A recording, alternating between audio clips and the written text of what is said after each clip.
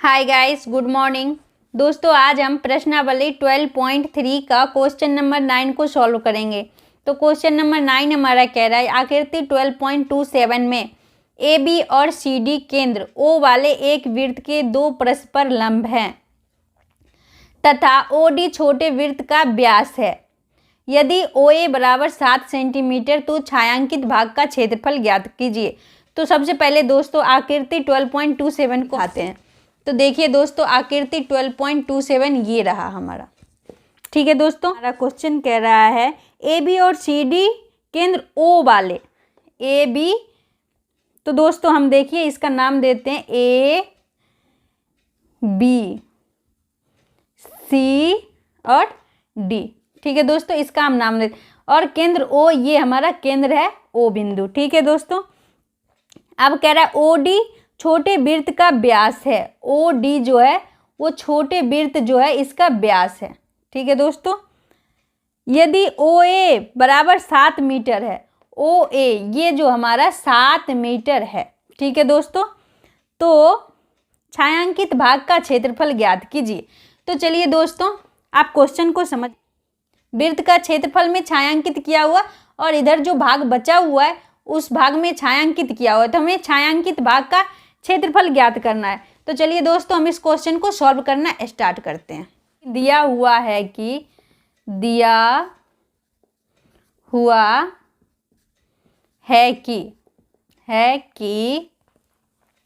ओ ए बराबर 7 सेंटीमीटर। ओ ए हमारा दिया हुआ है 7 सेंटीमीटर। ठीक है दोस्तों, हमारा क्वेश्चन में दिया हुआ है ओ ए बराबर 7 सेंटीमीटर। और दोस्तों अगर देखिए दोस्तों ओ ए, दोस्तों पहले आप चित्र को देखिए, ओ ए अगर 7 सेंटीमीटर है तो ओ डी भी हमारा 7 सेंटीमीटर हो जाएगा, ओ बी भी हमारा 7 सेंटीमीटर हो जाएगा और ओ सी भी हमारा 7 सेंटीमीटर हो जाएगा दोस्तों। ठीक है, तो ओ डी बराबर भी हमारा 7 सेंटीमीटर दिया हुआ है, 7 सेंटीमीटर। देखिए दोस्तों यहाँ पे मान लीजिए ये बिंदु एक पी है, ये बिंदु एक पी है। ठीक है दोस्तों, ये बिंदु एक पी है। तो दोस्तों मुझे सबसे, ये व्यास तो 7 सेंटीमीटर दिया हुआ है, यहाँ पे हम एक बिंदु पी मान लिए, तो मुझे त्रिज्या निकालना है। तो ओ डी ये हमारा व्यास हो गया। तो दोस्तों हम त्रिज्या निकालते हैं। तो आर बराबर होता है, चूंकि आर बराबर होता है d/2, तो d/2 होता है। तो हमारा d का मान जो है यहाँ पे 7 दिया हुआ है, तो 7/2 सेंटीमीटर। ठीक है दोस्तों, अब दोस्तों हम देखिए वृत्त का क्षेत्रफल निकाल लेते हैं। ये वृत्त जो हमारा चित्र में वृत्त दिया हुआ, इस वृत्त का हम क्षेत्रफल निकाल लेते हैं। तो लिखते हैं, तो वृत्त का क्षेत्रफल बराबर, आर मुझे मालूम हो गया है, तो हम सबसे पहले वृत्त का क्षेत्रफल निकाल लेते हैं। तो वृत्त का क्षेत्रफल का सूत्र होता है दोस्तों पाई आर स्क्वायर। ठीक है दोस्तों, अब दोस्तों देखिए 22/7 इंटू आर हमारा 7/2, आर स्क्वायर है तो हम 2 बार लिख लेते हैं। अब दोस्तों देखिए 7 से 7 हमारा कट गया, ये हमारा हो गया 11, तो ये हमारा हो गया 11 सते 77/2। इसको हम भाग दे देंगे दोस्तों, तो ये हमारा हो जाएगा 38.5। ठीक है दोस्तों, अब दोस्तों देखिए आप वृत्त का क्षेत्रफल मुझे निकल गया है। अब हम त्रिभुज ए ओ सी निकालते हैं। त्रिभुज, देखिए दोस्तों आप आकृति को देखिए, त्रिभुज ए ओ सी निकाल लेते हैं। ठीक है दोस्तों, त्रिभुज ए ओ सी निकाल लेते हैं। तो अब लिखते हैं, अब त्रिभुज ए ओ सी में त्रिभुज का क्षेत्रफल बराबर, दोस्तों हम यहाँ पे त्रिभुज ए ओ सी निकाल लेते हैं और उसी के बराबर हमारा बी ओ सी भी है, तो हम दोस्तों ए ओ सी बराबर बी ओ सी कर देंगे। ठीक है दोस्तों, तो त्रिभुज का क्षेत्रफल बराबर होता है हमारा 1/2 इंटू आधार गुने ऊंचाई। ठीक है दोस्तों, अब दोस्तों 1/2 इंटू आधार हमारा हो जाएगा दोस्तों 7 इंटू ऊंचाई भी हमारा हो जाएगा 7। ठीक है दोस्तों, तो ये हमारा हो जाएगा 49/2 सेंटीमीटर स्क्वायर। ठीक है दोस्तों। अब दोस्तों देखिए, चूंकि AOC बराबर BOC है, तो दोस्तों एक त्रिभुज का हमने क्षेत्रफल निकाल लिया 49/2। तो हम दो त्रिभुज का क्षेत्रफल निकाल लेते हैं, दो त्रिभुज का क्षेत्रफल। इसलिए दो त्रिभुज का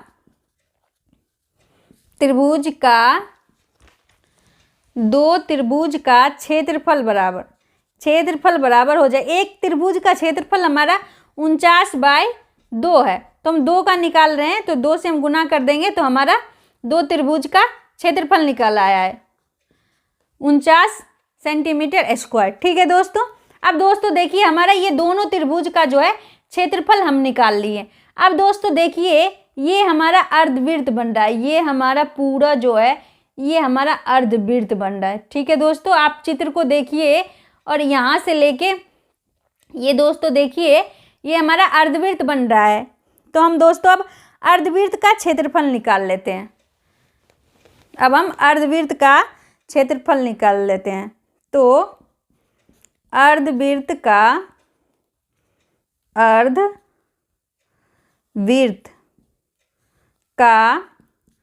क्षेत्रफल बराबर होता है 1/2 इंटू पाई आर स्क्वायर। ठीक है दोस्तों। अब दोस्तों 1/2 इंटू 22/7 इंटू आर का मान हमारा 7 हमारा दिया हुआ है। ठीक है दोस्तों।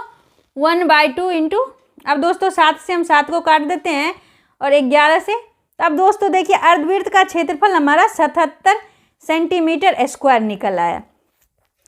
तो सबसे पहले दोस्तों देखिए, ये हमारा अर्धवृत्त के जो छायांकित भाग किया हुआ है उसको हम निकाल लेते हैं। पहले हम दोस्तों अर्धवृत्त के अंदर जो हमारा ये छायांकित भाग है उसको हम पहले निकाल लेते हैं। अर्धवृत्त के क्षेत्रफल में से हम दो त्रिभुज का क्षेत्रफल को माइनस कर देते हैं, तो अर्धवृत्त के अंदर जो छायांकित भाग है वो हमारा निकल आएगा दोस्तों। तो दोस्तों हम पहले अर्धवृत्त के अंदर का छायांकित भाग निकालते हैं। तो हम यहाँ पे लिखते हैं अर्धवृत्त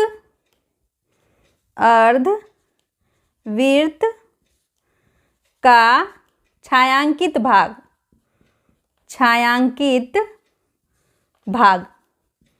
भाग बराबर अर्धवृत्त का क्षेत्रफल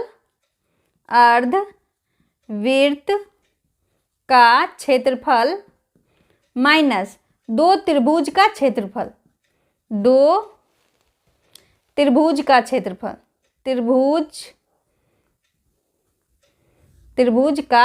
क्षेत्रफल। दोस्तों हम यहाँ पे सिर्फ अर्धवृत्त का छायांकित भाग निकालना है। तो यहाँ पे दोस्तों देखिए, अर्धवृत्त का क्षेत्रफल जो है वो हमारा 77 सेंटीमीटर स्क्वायर निकला है, और दो त्रिभुज का क्षेत्रफल जो है ये हमारा 49 सेंटीमीटर निकला है। इसको हम माइनस कर लेते हैं दोस्तों, तो ये हमारा हो जाएगा 28 सेंटीमीटर स्क्वायर। अब दोस्तों देखिए, अर्धवृत्त के अंदर जो छायांकित भाग है वो हमारा निकल आया। देखिए दोस्तों, अब हम पूर्ण छायांकित भाग का क्षेत्रफल निकालते हैं। तो ये हमारा अर्धवृत्त के अंदर जो छायांकित भाग है वो हमारा निकल आया। उसमें अगर हम दोस्तों वृत्त का क्षेत्रफल जोड़ देते हैं, ये जो हमारा छोटा वृत्त दिया हुआ है उसका क्षेत्रफल हम जोड़ देते हैं, तो हमारा पूर्ण छायांकित भाग का क्षेत्रफल निकल आएगा। तो हम यहाँ पे लिखते हैं अतः अब पूर्ण छायांकित भाग का क्षेत्रफल,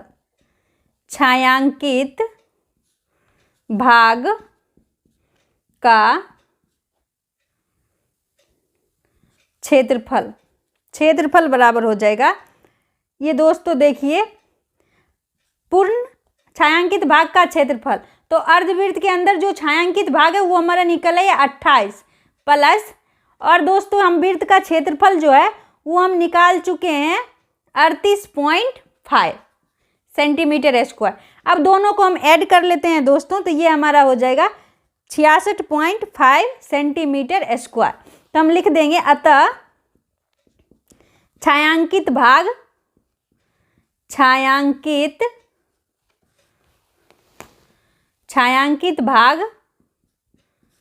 66.5 सेंटीमीटर स्क्वायर है। आंसर तो अगर ये वीडियो आपको पसंद आई हो तो लाइक एंड सब्सक्राइब जरूर करें दोस्तों। बाय।